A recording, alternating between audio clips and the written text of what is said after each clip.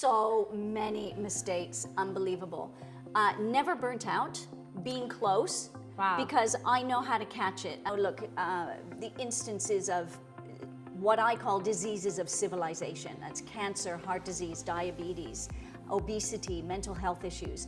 These have exacerbated over our time that we've been exposed to potential toxins in our environment, not eating that beautiful, nutritious variety of food that we did even 100 years ago. Yeah. I got another day. Yeah. Make the best of Yeah. it. You know, it's not guaranteed for us to wake up every morning. Yeah. And Yeah. when you think of that, it's very humbling. Barbara, thank you so much for joining me today on Top Up Tuesday. You are a nutritionist, an author, and an advocate for wellness and having a thriving life. And I really wanted to chat to you today just about all the different kind of topics that you have some expertise on, because I think it'd be really valuable for the audience. So thank you for being here. Oh, my pleasure. It's wonderful to be here. I'm super excited. And you look gorgeous as usual. Thank you, and you. If we just start off with giving us a bit of your backstory and a bit of your career journey and where you are today. Wow, I have a very colorful, in a good way, backstory. I'll start with sort of my working life. Oh, no. Do you know what? Let's go right back. Yes, let's do it. Because then it gives like a whole kind of thing. So as you can probably tell, those listening from my voice, I'm Canadian originally, but I've lived here in the UK, since 2001. So a long time, which is really good. So way back when I was a youngster, I was a Canadian champion skater, Wow. which was wonderful. I learned an awful lot during that time because my career finished when I was 18 years old skating, and then went into the world of nutrition because I didn't take care of my own health. So, you know, way back when, not giving my age away, you know, we didn't talk about sports nutrition then. You know, I didn't drink any water when I was training. My diet was dreadful. If I needed more energy, I used to take a Snickers bar or a chocolate bar. You know, all these kinds of things. And although that's wonderful, but when you're young, you're quite influential, and, you know, no one else was really at the cutting edge of nutrition there. So unfortunately, I developed something called hypoglycemia. That's when your blood pressure, your blood sugars raise really high and then they crash. From poor nutrition? Poor nutrition, Okay. yeah. Wow. And so, you know, I just didn't have the energy. And then once you lose the energy, everything else starts to fall apart, right? Your motivation goes, all this kind of stuff. So anyway, my career finished when I was 18. Hence, moved into the world of nutrition to try to help other athletes not make those same mistakes that I was making. But then it kind of moved more into the business side of things to help what I call business athletes, the entrepreneurs, because they're working just as hard as athletes, but sitting at a desk. And so that's how my career really started to take off, yeah. Wow. So did you stay down that route of working for a company, or were you a freelancer, an entrepreneur? Give us a flavor of kind of that. I was an entrepreneur. Okay. Yes, Okay. yes. So in my years of having children, I was actually living in another country. So when I finished university, I wanted to travel, as you do.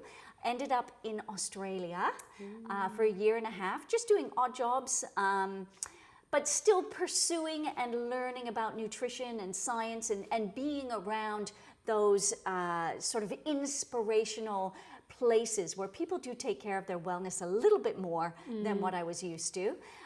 So it was all learning. Came back to the UK. Well, when I was in Australia, met someone, came back to the UK, got married, our traveling days weren't done, and lived in Japan for 10 years. Wow. Doing nutrition there? Doing nutrition Okay. and teaching English, actually. I also have a qualification in teaching English. I know. So multi-talented. What don't you do? I think everybody who goes to Japan teaches English at some point in their career. But I did it to a level where, you know, I wanted a proper qualification to do it. And yeah, it's just, you know, Japan was life-changing because not only did I have both my children there, having children in another country that is so different from a health and wellness point of view, the way they take care of you in hospital, nurture you when you're having the babies. I mean, I could talk a whole show just on that. Wow. Gives you the confidence when you're a young mom, not having any family to help you while you're over there. So you're really on your own, learning it for the first time, but having such a beautiful backdrop of the way they love and nurture children coming into their society. So that was a really good grounding place. And I kind of went through this Earth Mama stage. Okay, nice. I have different stages in my life, but this Earth Mama stage of going back to everything being natural. You see, in Japan, they're very natural. Natural childbirth. I didn't even have gas and air. It is completely natural. Wow. They teach you different ways of breathing and dealing with the pain, and I had a water birth. It's so completely different. Wow. It's amazing. Wow. So all of this learning throughout my life has really brought me to the point that I'm at now, which is great.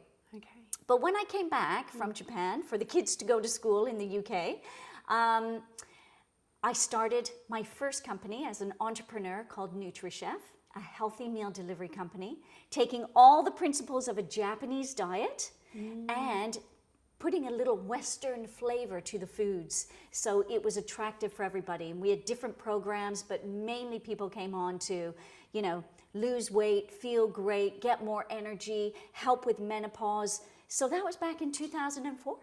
Wow. Yeah. And in your time in Japan, were there a few principles to do with nutrition that you see are very different here in the UK? Very different. Can you give us a few examples of that? So if somebody wanted to kind of implement some new, Japanese nutrition principles, what would they be? So it's less red meat, for sure. Okay. They have a lot more fish and seafood out there, so they're getting more omega-3s in their diet. Yeah. Naturally gluten-free, because they're having rice. They're having a lot of seaweeds, so they're having natural minerals and B12 for that energy. And they have a huge food variety. On average in Japan, they eat 120 different varieties of food a week. Wow. Compared to the UK average, which is about 20 varieties a week. Wow. So it's really, really a totally different set of principles. Okay. So of course we're flooding the body with nutrients naturally. We're lowering the inflammation because we're not having gluten. We're having high amounts of omegas, which are good for our hormones, good for our brain health, good for our heart health. So, we're taking care of our body a lot more. And of course, not as much coffee. You're having more green tea. I do love my coffee. Yeah, don't say anything bad about coffee, please. I'm keeping the coffee. Nothing, me too. And I love my coffee, and it's wonderful. But they are a nation of green tea. Yeah. And hydration. They are really good at hydrating. And of course, they're really open to supplementation. So every advertisement you see walking down the streets or in magazines or in pharmacies or anything in Japan is around, vitamins and minerals that we need in our daily life. So they're exposed to it so much more. Yeah. And on the topic of supplements, I'm not sure if this is something you kind of have some expertise in, but I've heard both sides of the coin, like that they don't work, that it's kind of just like a whole marketing thing and your body can't actually absorb them or something. And then obviously there's a whole industry of supplements that people say yes they work, and you are right in both camps. Okay. Because there are a lot of supplements. We'll get to the job that I do now, actually, because when I sold Nutrichef in March 2015, I did a 2-year buyout when we sold the company, and so I was a consultant actually with a supplement company in America who I now work with full time. Fantastic. So we create supplements, we sell them in 51 countries. So this is a huge area. Wow. There are many different classifications and registrations for supplementation. So the supplementation that we create is food grade supplementation. So they're actual foods that are made into extracts, and we make the supplement out of the extracts. So your body recognizes it, absorbs it, and we check for 100% bioavailability. But there's loads on the market that are chemical based, really low grade, not fresh, not absorbable. And yes, those can be very damaging to the body. Oh, really? Or they're just not going to do anything. So you're completely wasting your money. So there is not many government policies around this. And I would really love to see stricter government policies around supplementation, because there should be. Because there's some harmful stuff on the market. So I will only take a look at third-party certified supplementation. Okay, because obviously I use all of our partner co-products, but I do actually, where our products don't fill in the gaps, I use other companies as well. So I research those, and I make sure they all have a third-party certification to make sure that there's exactly what is on the label is in every single capsule. Okay. And one of those certifications is called the Cologne list from Cologne University in Germany. Okay. German supplements are really highly tested. Okay. And so what companies can do is send their product to the university and gain a certification that exactly what is in the product is in the label. And actually the Olympic committees use this testing to make sure that there's no doping in the products. So they are certified to such a high level that if a professional athlete is caught with doping substances, it's never with one of the products that's been certified by the Cologne list. Okay. Yeah, really fascinating. But I think that's a safety element for everybody. Yeah. And that gives me peace of mind. Yeah. Definitely. And are there any ingredients in kind of over-the-counter supplements, or, just in our high street drug stores, anything in there that we should kind of avoid? Do you know what? It's so difficult sometimes because the labeling laws make it very difficult to sometimes understand the actual ingredients that are in there, or the species of the ingredient. So not all of the ingredients will have a Latin name. We actually put the Latin name as well on our label so people can actually look at the species. So for example, if you say aloe vera, is that a species? Is that what you mean? I'm using that as an example. There are many different species of aloe vera. Right. Okay, so you want the exact one that's going to help your ailment.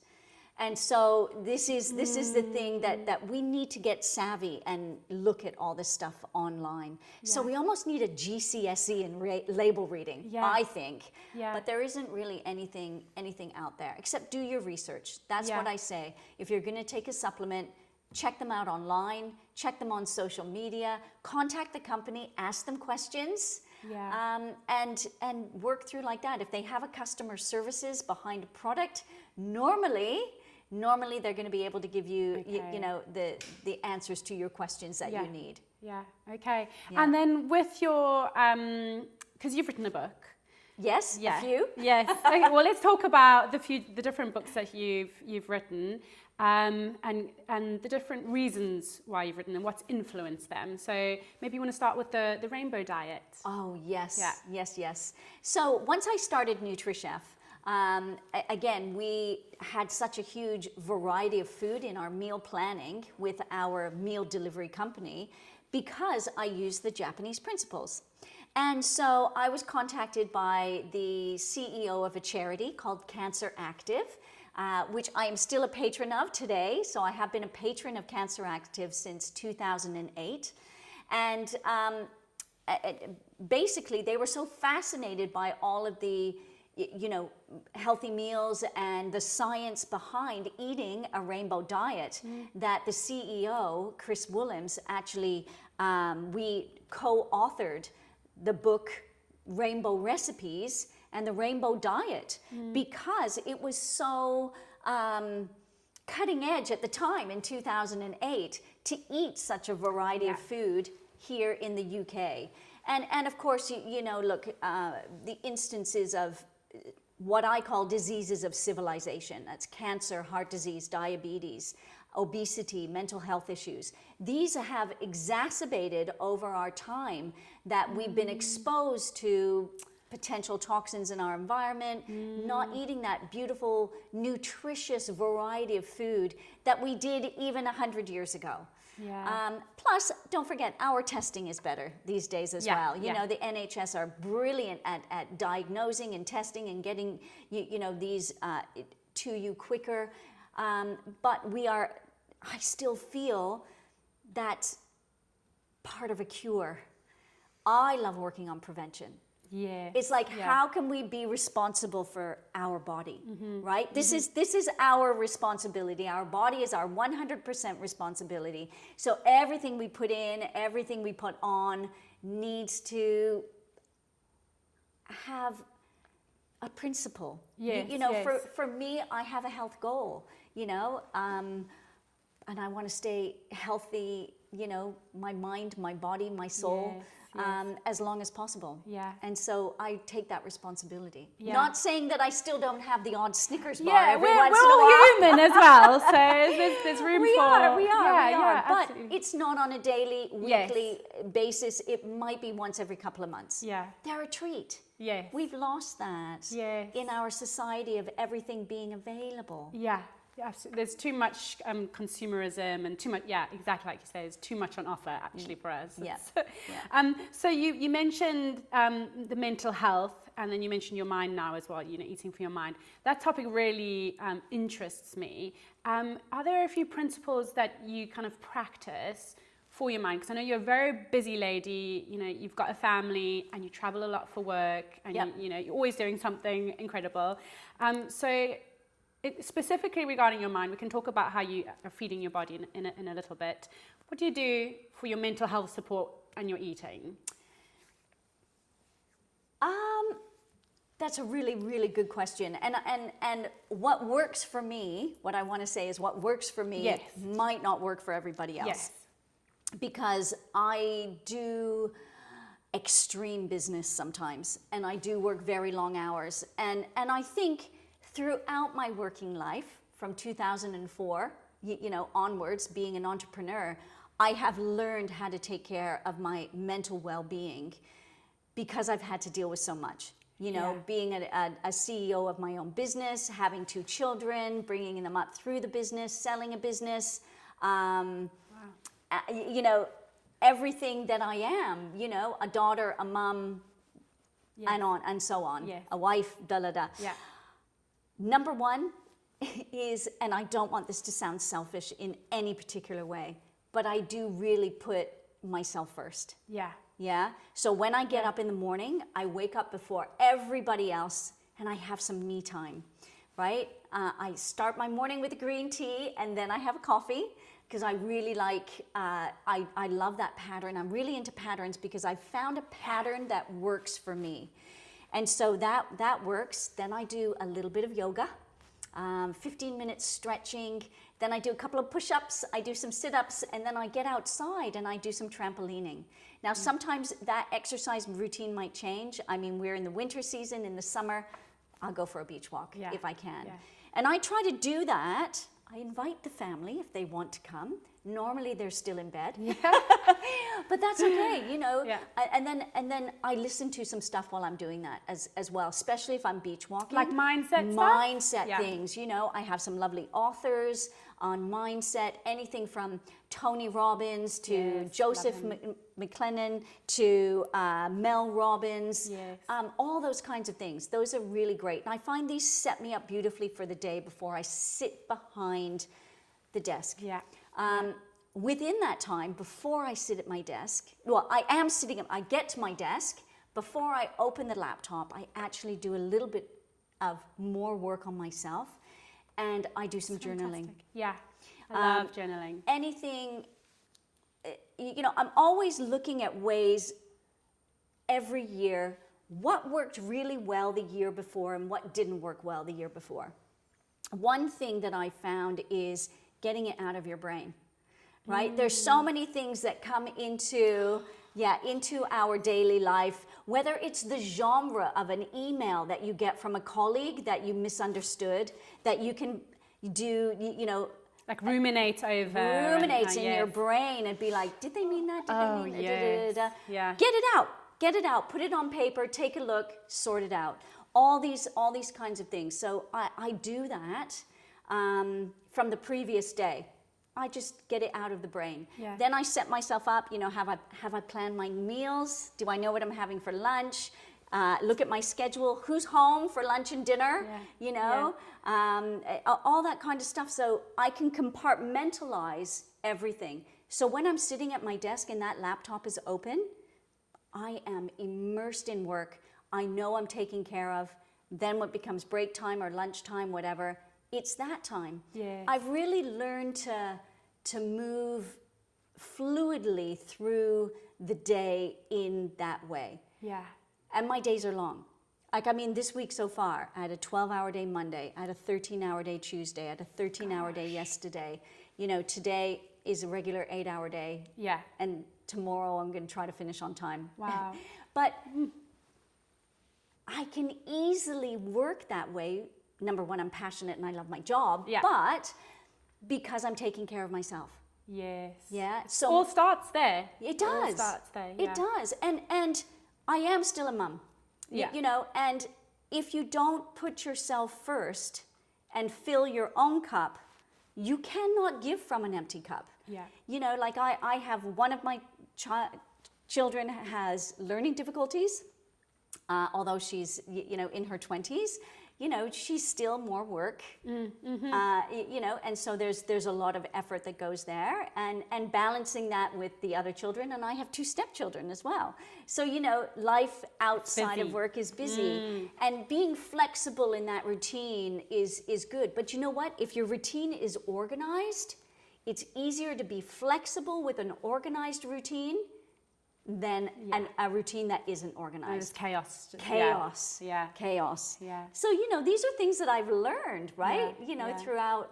Was there a time when, because I know you're someone very well put together and obviously you've had a lot of experience and you've always got a lot of energy. So was there a time when has Barbara Cox ever burnt out or had any mistakes along this journey that we could kind of learn from? So many mistakes. Unbelievable. Never burnt out. Being close. Wow. Because I know how to catch it, and I know how to catch it like beforehand. And isn't that wonderful? We live in a society where we can actually have time off work to do it. We have holidays, we have sick days, and even if you're an entrepreneur, you still need to take time out to recharge your batteries. Yeah. So I think that's really good. Yeah, loads of mistakes, especially in the early days. Look, when I started Nutrichef in 2004, I mean, there wasn't the podcasts and everything around to give us all these tips. You were learning on the go, and so my youngest was 3 years old when I started all of that. So it really was a juggle. Really was a juggle. And yeah, of course I didn't get it right, because there's perceived guilt, all that kind of stuff. So yeah, but you work through that. And what's really fascinating now that the kids are older, sometimes we talk about those days and with fond memories, and sometimes they still have some not fond memories of it. Sometimes they say, oh, you missed this. I never missed a Christmas production or a sports day. That's dedication. But sometimes it's life. You miss stuff. Yeah. But you make it up in other ways. Yeah. Like we used to do franchise exhibitions up in Birmingham with 2 kids in tow. Wow. Come on, you're coming to the franchise. They would be handing out tasters of our products at 7 and 8 years old. Yeah, yeah. And now it's no wonder they have a sense of, entrepreneurial in aspirations themselves, which I think is really, really interesting. So, as long as your intentions are good, I don't think you're ever going to get it right. Yeah, But you yeah, have yeah. to do what's right for the family. Yeah. Be flexible along the way and keep that communication open. Yes, very Chatting good. to them. It's like if I was busy, I'd tell them why I was busy. Not because I didn't want to be with them, because look, I have this thing I have to do. This is my job. We're going to make it up at another time. And you make it work. Yeah. So they understand what a working family actually is. Yes. And with all the travel that you do, how do you stay in healthy communication with your family when you're abroad? So we talk a bit about the communication then. So how are you keeping yourself always looking so fresh and with all the energy that you have when you are traveling all over the world with these 13-hour days? There was no playbook, okay, for my first big travel experience. So my first big travel experience with Partner Code was actually going to do a big event in Australia. So here's me thinking, oh yeah, I've been to Australia before, 20 years ago or something. Yeah, no problem. Travel there. I'll be able to arrive at this time, work at that time. That just wasn't the case. My first big learning mistake with travel was on that very, very first trip. Not only was I working in a different time zone, but I still had all my European work to do.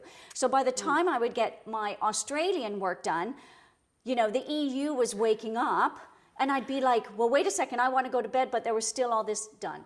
Wow. So to be honest, that was a bit of a shambles. And I was really stressed during that time, but I put all the principles together and now I've got it down pat. So I take a look at how I travel. We actually have a company policy, which is wonderful, that you get a rest day now once you arrive. And this is all through talking about all of these issues that arose. Yeah. So if I arrive in a location, then the following day, so if I arrive one day, then the following day I get as a rest day to just... Yeah, that's very thoughtful of the company, isn't it? Absolutely. And they're just being very aware as very, well of their very people. aware, very aware. And then all the meetings and everything starts the following day. So in that time, obviously you want to hydrate. I really find intermittent fasting helps an awful lot. Not for everybody, but it does work really well when I'm traveling. So my body clock actually understands like the meal times. So I'm really careful on an airplane, right? So normally, if I'm intermittent fasting, I'll have like a lunch, an afternoon snack, and a dinner, because when I'm traveling, I'm entertaining in the evenings. Yes. So otherwise my eating day is too long. So for example, if I arrive like Japan, when I work in Japan, the Japan flight is overnight and I arrive in Tokyo at 7 a.m. So I don't have the breakfast on the plane, I just have water and coffee. Okay? Yeah. So I'll have a regular lunch there and then I'll have a dinner and a couple of amazing Japanese snacks and green teas in between, which I adore. But I find if a couple of days before I travel, I actually start that intermittent fasting routine, then my body seems to click straight into a time change because that's exactly what I've done. Mm-hmm. So being really mindful around that, it's a trick that works for me. Yeah. But hydration. You know, flying is so dehydrating, not only on your skin as well, right? And we all want to look fresh glowy, and look glowy. But when I'm at the airport, I buy 2 500 mils. Yeah, and I make sure I finish those on a flight. Not good because I like a window seat, so I'm always waking up. Yeah. People, excuse me, can I go to the toilet, please? But yeah, there is that. Yeah. And supplements help. Yeah, you really want to top everything up. I'm trying to give people natural ways of what to do it instead of going out and buying loads of supplements, but they do help. Yeah. Yes. That's good to know. For sure. And then with your busy days, if we just talk a little bit about your organization and your schedules and how you set boundaries to just helping yourself to keep yourself focused, because you are getting a lot done. How are you doing that? It is about organizing the diary. I really love being organized. So taking a look at my diary is really where it starts, and blocking everything out. Are you doing that at the beginning of every day or every week, or what's the format you're using? Yes and no. Do you know that I make meetings for like the year? Okay. Okay, Yeah. so everybody knows what's happening with me for the year. So for example, I have regular weekly or bi-weekly or monthly meetings, and I set them in December for the following year, starting January to December the following year. They are done, they are in. They might move because of Life. Yeah. life, and we're flexible, but they are in. With social media these days, so many people contact me on social media. I have automatic messages that bring them to the email. So I don't have this constant distraction, because do you know what used to happen, yes, right? I'd get a message on Instagram, and then what happens? I An start hour scrolling. later, where am I? What am I doing? I start scrolling, and I'm like, no, this doesn't work. So it's like, okay. Yeah. So I attach all that Instagram stuff, because it's a big part of our business as well. Yeah. And of course, I have a target on Instagram of what I need to do. And so all of those messages, I click an email so I can sort them and do them in a structured time. I'm in control of my time. It's not in control of me. And then everything seems to work. Everything does seem to work. I just have too much work and not enough hours in the day. But I put myself up for it. That's the great thing. I'm a real doer. And if something needs to be done, and if it helps another coworker, then I know I can do it. Yeah. And so I'll also give them a hand and put my hand up and say, yeah, I'll help you with that. Yeah.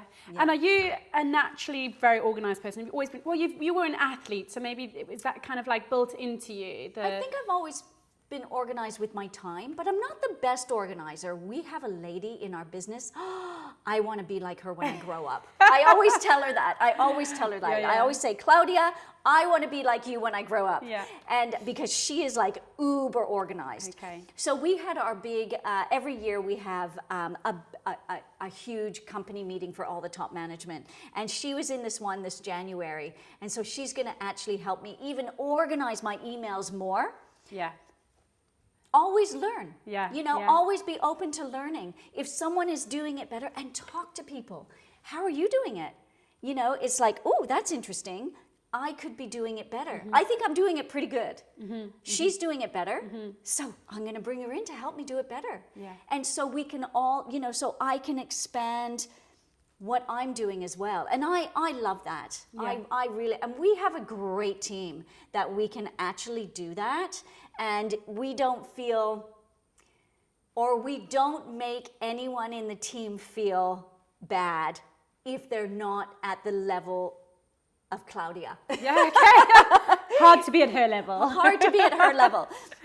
But she is brilliant with us. Okay. It's sometimes when she helps me with things, it's like landing a plane. I feel she just has that beautiful way about explaining stuff so simply, and you're just like, I get it. This is amazing. Yeah. And so, Good to lean on other people's strengths when they're there. Yeah. Yes, I love that. I love that. And we have a great team that we're able to do that. But we're vulnerable enough to put our hand up as good. well when we need help. Yes. And I used to find it really difficult asking for help. It's something, for me, I've had to learn over the years. Okay. And I do it more, and I get great help. Yeah. It's beneficial to ask, isn't it? But sometimes it can be is. hard to ask. It is, but I haven't yet asked, and someone said no. Yeah. People love helping people, don't That's they? true. It's true. And that's what's brilliant. Yeah. Yeah.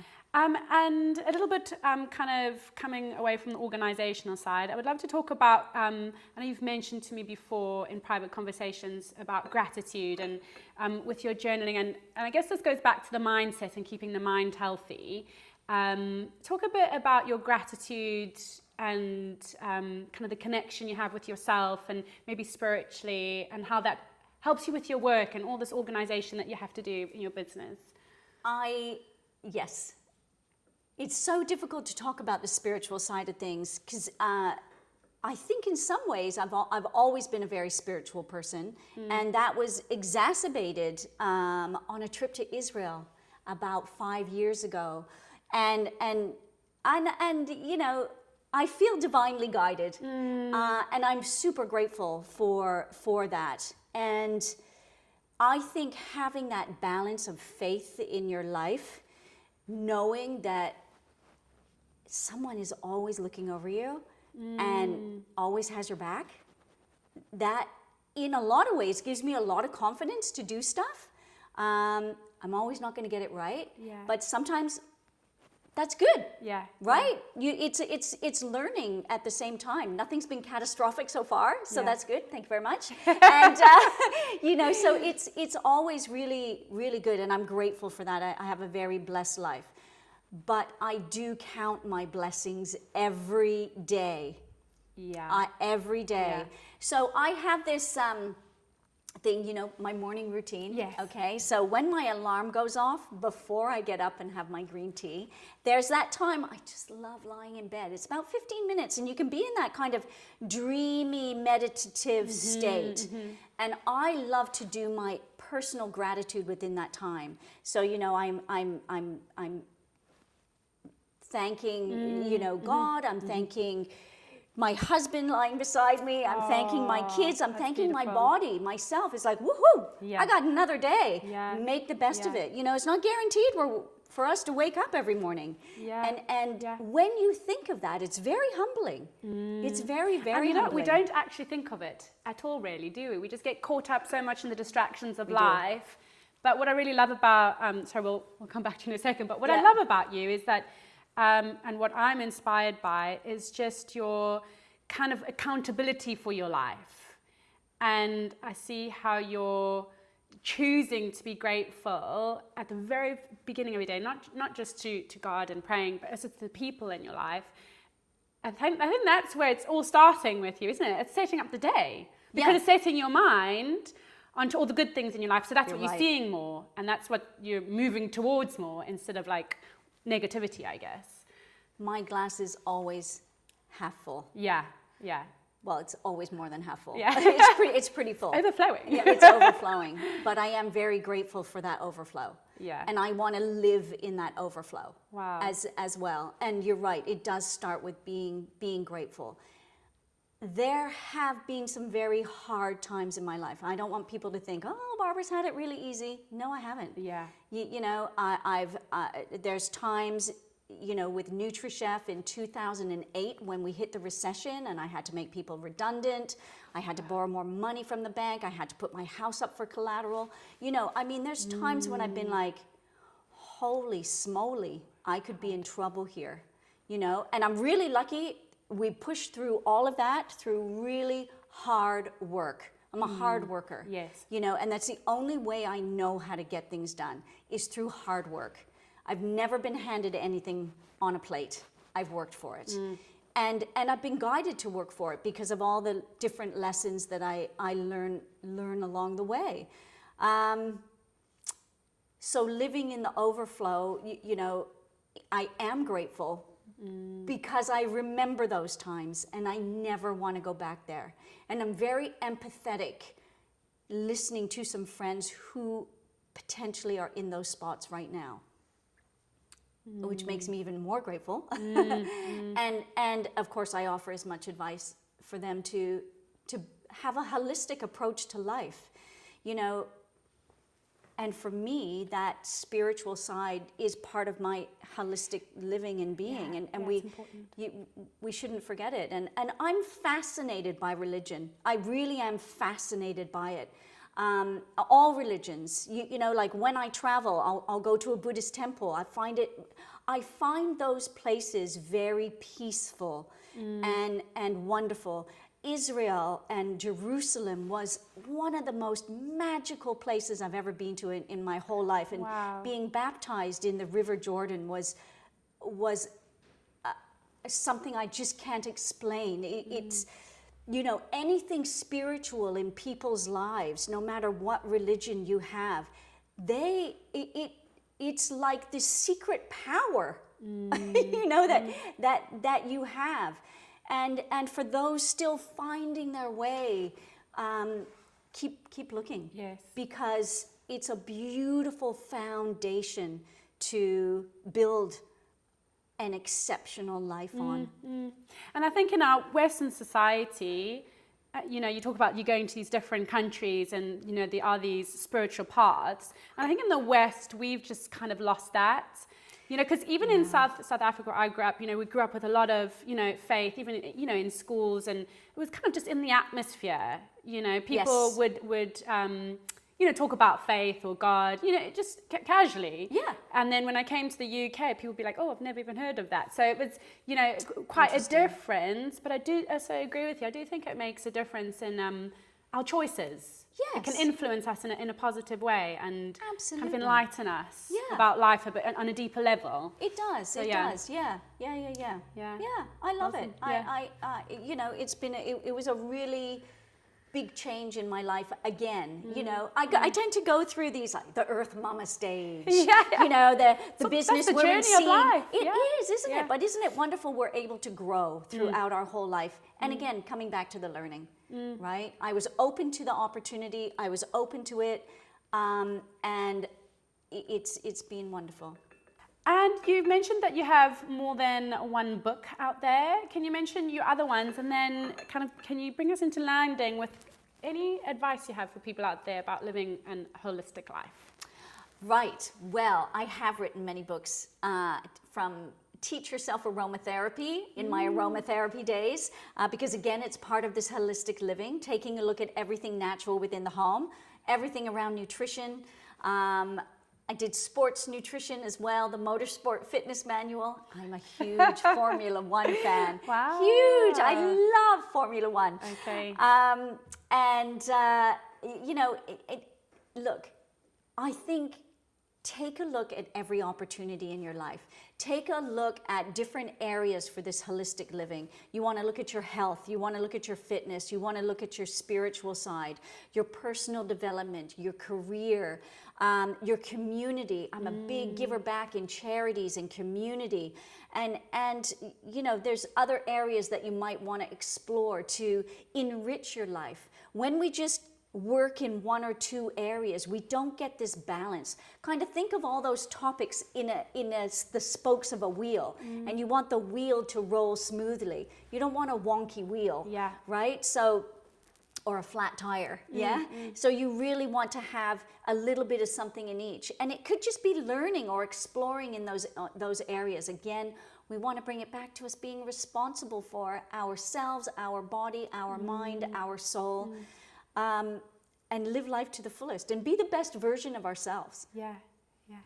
Barbara, thank you so much. I'm super excited about this interview because I've learned so much personally from it. And I think one of the main things is what you said at the beginning, which is so important, especially for busy working mums with so many different responsibilities, is the self-care aspect. So thank you so much for giving your experience with us today. Well, thank you so much for, again, this beautiful opportunity. Always great to see you, Shay. Thank you.